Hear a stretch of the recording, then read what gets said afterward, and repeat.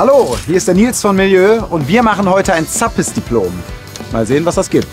Mahlzeit! Oh, danke. Wir wollen zum Zappes-Diplom, Kumpel. Ja. Schön. Da fangen wir jetzt an. Ja, gut. Mahlzeit! Das ist ein guter Anfang. Ja. Schön, dass ihr da seid. Ich darf euch heute hier zum Zappes-Diplom in der Königsklasse begrüßen, weil Peter Menschen ist Königsklasse. Ihr könnt machen, was ihr wollt, wenn das Ding nicht stimmt, hat er keine Chance mehr. Einmal falsch behandelt und der Abend ist gelaufen. Geschafft, das Zeug ist schön kalt genug. Kann ich nicht bezeugen, ich hab gar Was, du hast nichts kreiert? Zwei. So, jetzt trinkst du zwei. Wer kennt die ideale Trinktemperatur? Johann. 6 Grad. 6 Grad. Haben wir noch ein anderes im Angebot? 7 Grad gesagt. 7. 6,5. 6,5. Die ideale Trinktemperatur ist immer sehr individuell, irgendwann zwischen 5 und 8 Grad. Ne? Jeder hat dann irgendwie was anderes. Der eine hätte eine Mare, der trinkt dann auch 10 oder 12 Grad, dafür hatte man früher die Bierwärme. Da waren früher so kleine Reagenzgläschen, da war heiß Wasser drin. Und da konntest du dein Bier wirklich auf dich anwärmen und du sagst so, okay, oh, dann vertrage ich das besser. Wie liegt denn die ideale Temperatur vom Bittermensch? 3 Grad. 3 Grad. 4. 4. Also ich persönlich sage mal 2. So. Warum? Wir stellen uns das Ganze jetzt vor, wir haben Sommer, die Gläser sind auch 25 Grad und mein kaltes Bier muss das Glas auch noch mal kalt kriegen. Und wenn ich dann nämlich mit Bittermenschen mit 5 bis 6 Grad irgendwie so was ankomme, dann bist du nachher am Gast mit 7, 8, 9 Grad und dann seht ihr jetzt im Bauch von den Wärmbrüll. Und dann ist ja immer das Bier schon. Seht ihr, sicher? Ja. Was glaubt ihr ungefähr, wie lange braucht so ein Bittermensch, bis das kalt ist in der Haushaltskühlung? 6 Stunden. 6 Stunden. Verloren. Wir sagen 2 bis 3 Tage. Ja, jetzt habe ich hier drin ja auch wahnsinnig viel Bier. Ich habe hier eine Außenisolierung, da muss die Temperatur erstmal durch, dann habe ich die Edelstahlblase und da muss ich das Bier kalt kriegen. Und bis das wirklich im Kern kalt ist, brauchst du in der Haushaltskühlung 2 bis 3 Tage. Was auch immer so eine schöne Sache ist, anschlagen, anstechen. Es gibt die falsche Hähne. Es gibt nur gute Hähne. Ja? Und dann ist immer die Frage, ein Stechen, ein Schlagen, welche Größe? Gummihammer. Gummihammer. Also ein Bittermenschen sticht man einfach an, das muss man nicht anschlagen. Bier enthält vom Brauprozess 4,6 Gramm Kohlensäure. Ja, und wenn ich diesen Stopfen hier reinschreibe, ist das wie ein Geschoss. Das Ding da drin macht dicke Backen. Ja, wohin jetzt? Ja, vernünftig angestauchtes Fass, vernünftig transportiert und eiskalt, habe ich nicht mehr als ein Glas Schaum beim Anzapfen. Wir bei der Gaffel sagen immer, idealerweise zapfen wir in 2 Zügen. Deswegen gehe ich hin und zapfe etwas härter an, dass ich eine schöne Kohle will. Sobald hier irgendwie Schaum dran kommt, höre ich auf. Dann lasse ich das ganz kurz beruhigen und dann kann ich den zweiten Zug hinterher setzen. Und ich setze ihn immer von unten an, weil dann bringe ich frische Kohlensäure, frisches Produkt hinterher. Und das schmeckt man auch im Gaumen. So, wer testet die 2 Biere nebeneinander?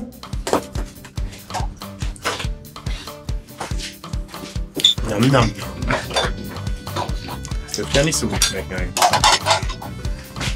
Ja, das ist immer so eine Sache, aber man kann es sensorisch einfach schmecken. Das ist ein marginaler Unterschied, ja. Ne? Aber ich habe weniger Kohlensäure und Ja. das schmecke ich dann halt auch sensorisch am Gaumen.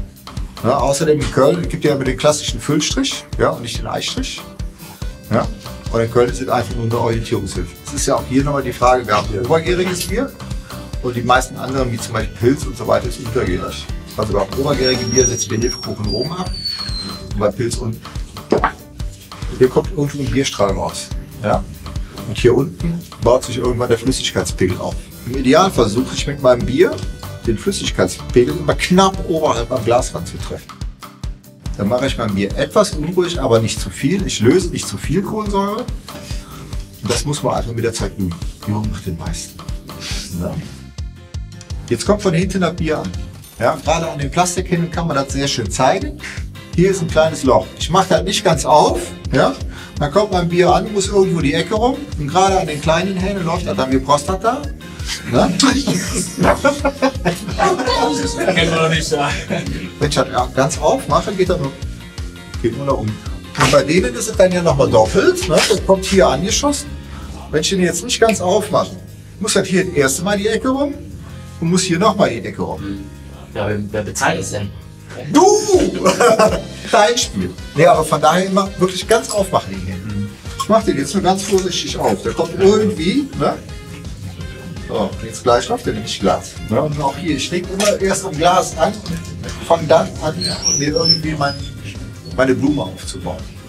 So, ihr wart fleißig bis jetzt, ne? Wir haben das Ding leer. Jetzt schlagen wir mal einen Bittermenschen an, die Nummer kleiner.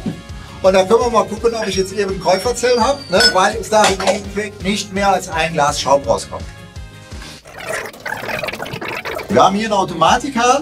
Nur du steckst ihn vorne ins Spunzloch rein, machst ihn zu. Voila. Links, rechts rum. Fest. Merken. Ja, Hand offen, ne? ja, Das war halb voll, ne? einfach mal aufmachen. So. Ach so, jetzt Weiter. So, und jetzt läuft nichts mehr, jetzt haben wir den Druck runter. Jetzt machst du mal zu. Ne?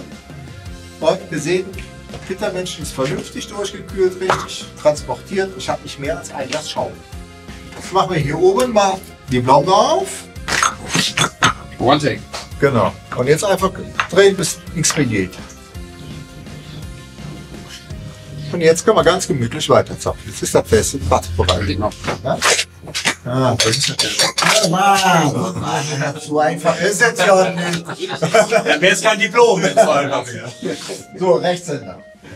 Glas in die linke Hand, ja, weil du arbeitest mit rechts immer einfacher. Jetzt kann man hier schön sehen, ich versuche den immer knapp oberhalb zu treffen. Als Gastgeber, ne, ist das doch das Ideale. Es sieht sehr bekömmlich aus. Ne? Du kannst auch einen Schlag drauf geben, aber du bist auch viel schneller wieder an dem Frisch.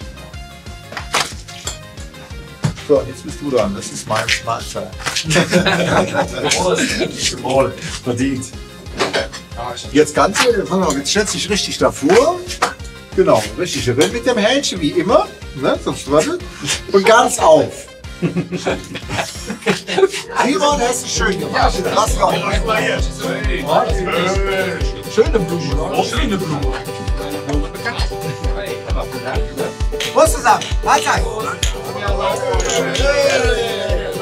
Jetzt kann man natürlich noch so alte Klassiker. Wer weiß denn zum Beispiel, wo der Bittermenschen herkommt? Das können. Ah, du bist aber ein Fuchs.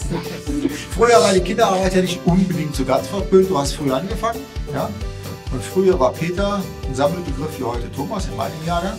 Ja? Alles hieß Peter. Und da du früher angefangen hast, schick das Bittermenschen mal ein Fässchen holen. Und 10 Liter Fässchen konnte er tragen. Ja? So von daher hat sich das wahrscheinlich irgendwo in diese Richtung eingebürgert. Ich hoffe mal, ich konnte euch heute so einiges mitgeben, so Kleinigkeiten, wo du sagtest, okay, kann man anders machen. Noch einen kleinen Tipp, wenn ihr jetzt gerade im Sommer seid, so ein Bittermenschen ist ganz schnell leer. Das erste auf der Fete, das zweite auf der Fete, sind die ersten 100 Kölsch weg. Beim dritten fängst du schon mal an. Ja, wo du sagst so, okay, braucht was länger. Legst hier oben Eisbeutel drauf. Ja? Weil ich habe ja hier nach irgendwann Luft drin und die Luft hat die Außentemperatur. Und wenn ich dann hier oben kalte Luft nachziehe, habe ich einfach hintenrum gewonnen. Oh, hinten kackt die Hände. So, ideale Zapfen ist, in wie vielen Zügen? 2. 2. Ideale Temperatur des Fasses? 2. 2 bis 3. Genau. Die klassische 2. Ne? 2 Züge, 2 Grad. Die ideale Trinktemperatur? 5 bis 8. 5 bis 8. Ja, Junge, ich merke, ihr habt das alles verknaspert. Ihr seid des Zappes-Diploms würdig. Ne? Ich habe ja auch noch was vorbereitet. Ihr müsst noch ein bisschen dran arbeiten, aber das schafft am nächsten Auftritt nur die Literleistung zählt. Ne? Schreibers Nils, wo haben wir? Das bin ich. Das bist du. Nils, ich wünsche dir viel Spaß damit. Ne? Hängt da auf, du weißt nur, wer lang hängt, der kann lang hängen lassen. Ne? Dann haben wir auch noch das richtige Glas dazu. Ne? Portjüters Daniel. Da ist Daniel. Ich wünsche dir viel Spaß. Ne? Oh, schick. Auch für dich. Ach, du willst da Eumanns Max. Ne? Ja, für Kölsch mit Herz und Gefühl, Zappe, Pflege und Serviere. So wie du das bei uns geliert hast, ne? Das kannst du richtig schuld. Weil das so ist und blieb, dann nennen wir dich Stück zum geprüften Japfelzackes. Vielen Dank. Grüß aus Simon, weil wir sind ja Kölsch. Der Nachname geht immer zuerst. Auch hier, viel Spaß. Ich hoffe, auch du kannst hier mitnehmen. Ja. Ne? Mach den Rest neidisch mit den schönen Gläsern. Da blieb noch einer, Löljen Sven. Da ist der Enge, der Letzte. Ja. Auch dir. Viel Spaß damit. Schön, dass ihr da wart. Ne? Nehmt ihr mit und dort fleißig und kräftig üben. Das ist nur für den Umsatz. Wart ihr zufrieden? Erzählt's weiter. Wenn nicht, sagt's mir, ich kann die Schnauze halten. So, eine für letzt. Ne? Auf jeden Fall, danke dir.